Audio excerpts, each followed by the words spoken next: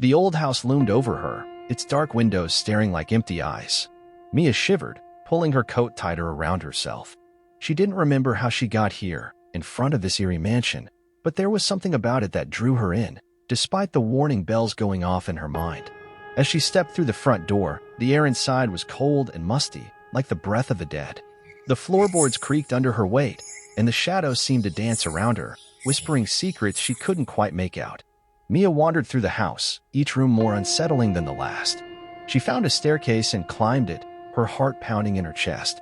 On the second floor, she discovered a door that led to a small, dimly lit room. In the center of the room was an old, ornate mirror. She approached the mirror, her reflection wavering in the dusty glass. Suddenly, the image in the mirror shifted, showing a scene that made her blood run cold. It was a memory, one she had buried deep within her mind. She remembered being in this house before, a long time ago. She remembered playing in the garden, the laughter of other children echoing around her. But there was something else, something darker, lurking in the shadows. As the memory came flooding back, Mia realized why she had blocked it out. She remembered the other children disappearing, one by one, taken by the house. She remembered the fear, the sense of being watched, of being hunted. And then, she remembered her own disappearance, how she had woken up in the house with no memory of how she got there. But now, standing in front of the mirror, Mia knew the truth. She had never left the house. She had been trapped here all along, her mind twisted and warped by its malevolent power. As she stared into the mirror, the reflection of her childhood self smiled back at her, a wicked, knowing smile. Mia screamed, but no sound came out. The house had claimed her once again, and this time, there was no escape. She ran through the house, trying every door, every window, but they were all locked tight. She was trapped, just like before. The house seemed to taunt her, its walls closing in, the shadows reaching out to grab her. Mia collapsed to the floor, tears streaming down her face. She had thought she was free, that she had escaped the horrors of her past. But now she knew the truth. She would never escape the house. She would be trapped here forever, just another lost soul in its twisted halls. As she lay there, broken and defeated, a voice spoke to her from the shadows. It was soft, almost soothing, but there was an underlying menace to it. "Welcome home, Mia," the voice whispered. "Welcome to your eternal torment." Mia lay on the floor, her body racked with sobs. She had thought she had escaped the house's grasp, but now she knew the truth. She was trapped here, doomed to relive her past over and over again. As she lay there, the memories flooded back to her.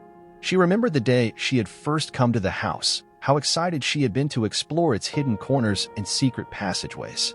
She remembered the other children she had played with, their laughter filling the air. But then, the laughter had turned to screams. One by one, the children had disappeared, swallowed up by the darkness of the house. Mia had tried to run, but the house had trapped her, its walls closing in around her. And then, she had woken up, back in the house, with no memory of how she had gotten there.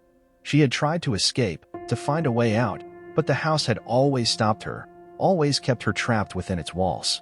As she lay there, lost in her memories, Mia heard a sound. It was faint at first, barely more than a whisper, but it grew louder, filling the room with its eerie melody. It was a child's voice, singing a hauntingly beautiful song. Mia sat up, wiping away her tears. She followed the sound, which led her to a door she hadn't noticed before. She opened it and stepped into a room filled with light, the source of the singing. In the center of the room stood a little girl, no older than 6 or 7, with long, dark hair and eyes that seemed to shine with their own light. She smiled at Mia, a warm, inviting smile. "Hello, Mia," the girl said. "I've been waiting for you." Mia was taken aback. "Who are you?" she asked. "I'm Elizabeth," the girl replied. "I used to live in this house a long time ago. I've been trapped here ever since." Mia felt a pang of sympathy for the girl. She knew all too well what it was like to be trapped in this house, to be at its mercy. "I'm sorry," Mia said. "Is there anything I can do to help you?" Elizabeth nodded. "There is a way to break the house's hold over us," she said. "But it won't be easy. We'll have to work together." Mia was intrigued. "What do we need to do?" she asked. "We need to find the heart of the house," Elizabeth said. "The source of its power. If we can destroy it, we can break free." Mia knew it wouldn't be easy, but she was willing to try. Together, she and Elizabeth explored the house, searching for the heart of its darkness. They encountered many obstacles along the way, but they never gave up hope. Finally, after what seemed like an eternity, they found it. In the basement, hidden behind a wall of bricks, was a pulsating, glowing mass, the heart of the house. Mia and Elizabeth looked at each other, determination in their eyes. They knew what they had to do. Working together, they chipped away at the wall, getting closer and closer to the heart. As they reached the heart, Mia hesitated. She knew that destroying it would mean destroying the house and everything in it, including herself. But she also knew that it was the only way to break free. With a final, decisive blow, Mia struck the heart, shattering it into 1,000 pieces. The house shook and groaned, its walls crumbling around them. Mia and Elizabeth held on to each other as the world around them collapsed. And then, there was silence. Mia opened her eyes, expecting to see darkness, but instead, she was greeted by sunlight streaming through the trees. She was outside, free from the house's grasp at last. She looked around, but Elizabeth was nowhere to be seen. Mia knew that she had sacrificed herself to destroy the house to set Mia free. As she stood there, Mia felt a sense of peace wash over her. She knew that she would never forget Elizabeth or the house, but she also knew that she was finally free to live her life without fear or regret.